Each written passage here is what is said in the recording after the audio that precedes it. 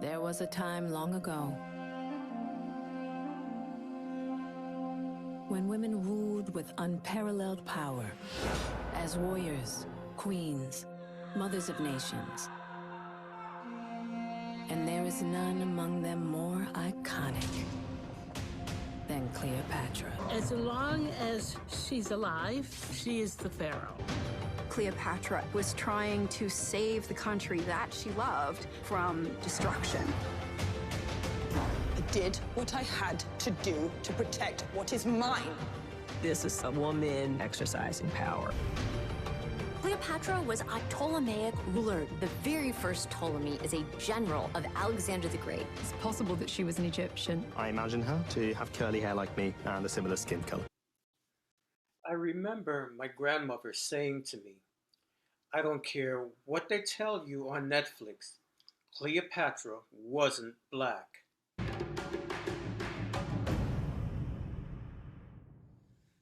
Hey everybody, how you doing? It's me again, Truth Teacher, and I'm coming at you with another installment dealing with the controversy over this Netflix documentary that's coming up, to be released, I guess, next week.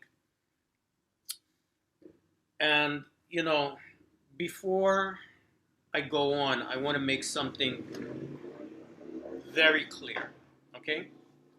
This is something that I've said on my channel before. As a matter of fact, I made a 6-part series dealing with this topic back in 2009. All right, you can go back and watch all 6 parts of that video. It takes you from the prehistoric period of Egypt all the way to the present and explains to you who the Egyptians were and are today. The people who are living in Egypt today are not Arabs. They are Egyptians. Regardless of their skin tone or what they may look like or whatever, for the most part, the overwhelming majority of the people who are living in Egypt today are in fact the descendants of the ancient Egyptians. And I know this is hard for a lot of people to understand because of the miseducation that we have received in the West, in America particularly. But you know something, it's not even just the United States. I want to say the world in general is very uneducated. And I would dare say that even a lot of people in Egypt today are extremely uneducated about the history of ancient Egypt. And let's face it, history has never been one of our favorite topics or subjects in school for most people because the way it's taught is very dull, very dry, very boring, and it's not done in such a way that people can see the relevance to their lives. So people don't pay attention to it. So where do people get their information about this part of the world? They get it from TV. They get it from movies. They get it from Hollywood. And I have yet to see a Hollywood movie, and even a lot of documentaries, unfortunately, depict ancient Egypt in a historically accurate way. I remember growing up and watching movies like The Ten Commandments and Cleopatra. And this is part of the problem, apart from, the issue of race and, Elizabeth Taylor being a white woman portraying Cleopatra. Apart from that, that wasn't even the worst of it. The worst part of it is the amount of historical and cultural inaccuracies that are in films like that, because they showed Cleopatra and her court as being Egyptian. They're wearing this, pseudo-Egyptian garb and outfits and all of that. And that was not an accurate reflection of what Ptolemaic Egypt was like. These were people who were colonizers. Cleopatra's family was not native Egyptian. They were imperialist Greco-Macedonian colonizers who came to Egypt and set up a Greek colony on Egyptian soil, where the native Egyptian people were segregated. The language of the kingdom was not Egyptian. They had a dynasty that lasted 375 years.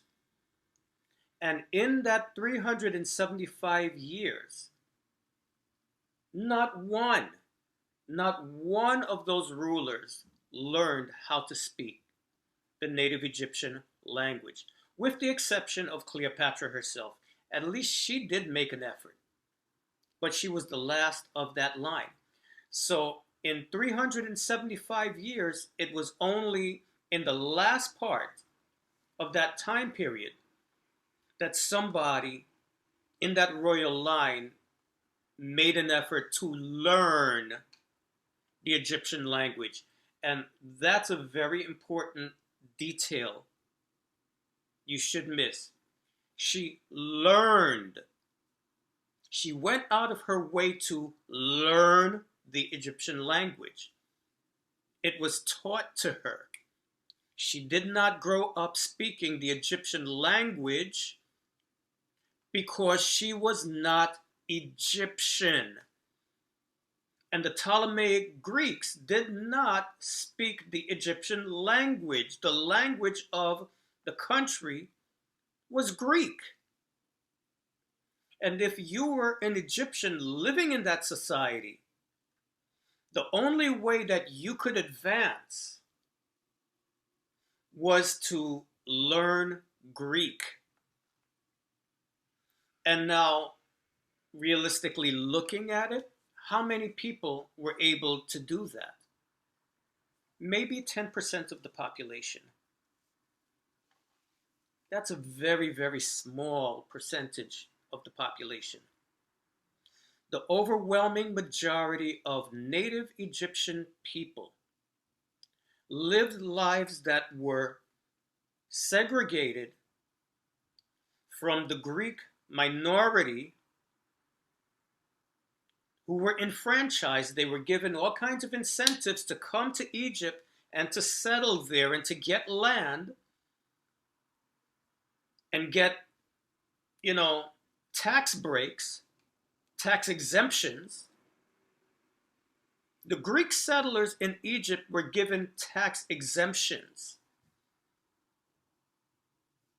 for setting up farms and things like that. So where do you think the revenue to maintain that kingdom came from? If the Greek settlers are not paying taxes, where are they getting their money? They're making their money off of the backs of the native Egyptian people.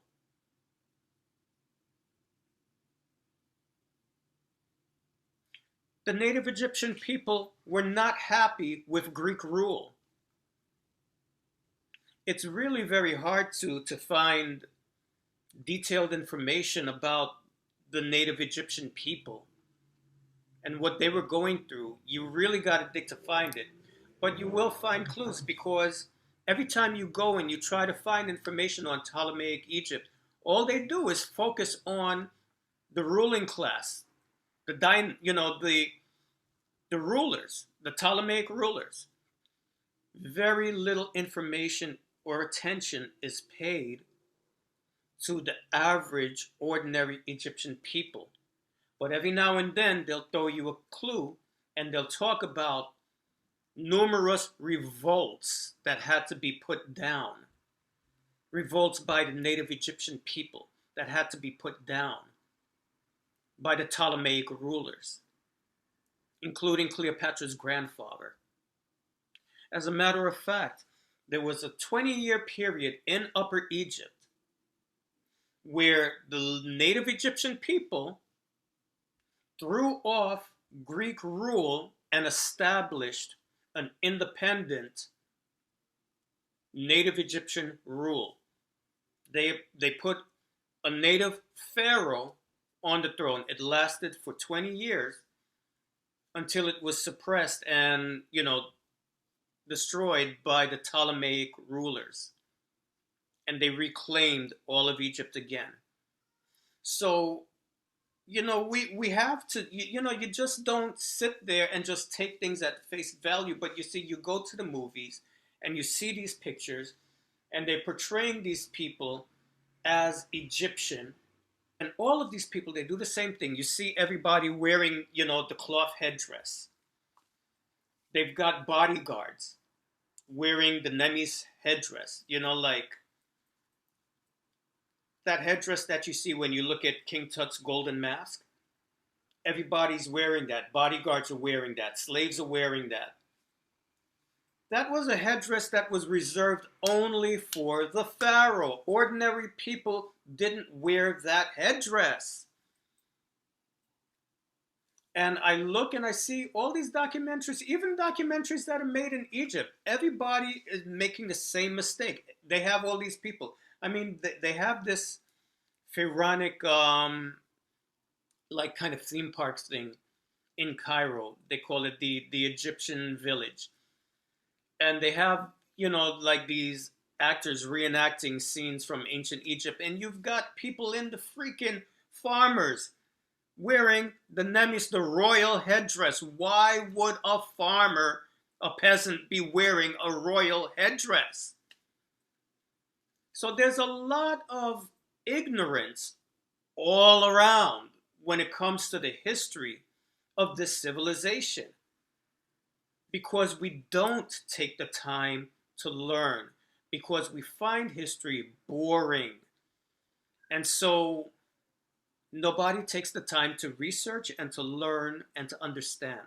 And all we do is we look at Hollywood and, oh, that's what they do. Oh, yeah, ancient Egypt. Okay, we'll do the same thing. So yeah, this is how we end up with this lack of understanding that although Cleopatra was the ruler of Egypt, she was not Egyptian, and the culture of the Ptolemaic dynasty was not Egyptian. It was Greek. They borrowed little elements here and there from the Egyptians, but Cleopatra would not be walking around wearing any kind of Egyptian garb. Her clothes were Greek. The fashion that she wore was Greek. The statue that we see, the bust of her, is not wearing an Egyptian hairstyle. She's wearing a Greek headdress. Everything about their society was Greek. The language that they spoke was Greek. Their institutions was Greek. The culture that they lived by was Greek, not Egyptian. Only ones who spoke the Egyptian language were the Egyptian people. So, to cap this off, what we need to understand about Cleopatra is she was not an African queen. Look at it this way. All right, let me just make one last point and then I'm going to move on. Imagine 2,000 years from now, in the future, somebody comes along and makes a documentary about George Washington. Except that in the role of George Washington, they cast a Native American to play George Washington. Because George Washington was the president of the United States, and the United States is in America. So therefore, George Washington was American. So that means he was a Native American. He was Mohawk. George Washington was Mohawk. Would that make sense to you? No. Why? because we understand 200 years later, it's still relatively recent, we understand that George Washington was an alien to this land. He was descended from a group of people who were aliens who came here and recreated an English society on Native American land, displacing and exploiting the native population. They didn't even speak the languages of the native populations that they found here. They created a parallel society. That is exactly the same thing that happened in Ptolemaic Egypt. The exact same thing. She was not an Egyptian woman. She was not an African woman in the truest sense. She was born in Africa. She was born in Egypt, but she wasn't Egyptian like that. We live in an age where at our fingertips, we have access to so much information. There is no excuse to be so ignorant. Educate yourself.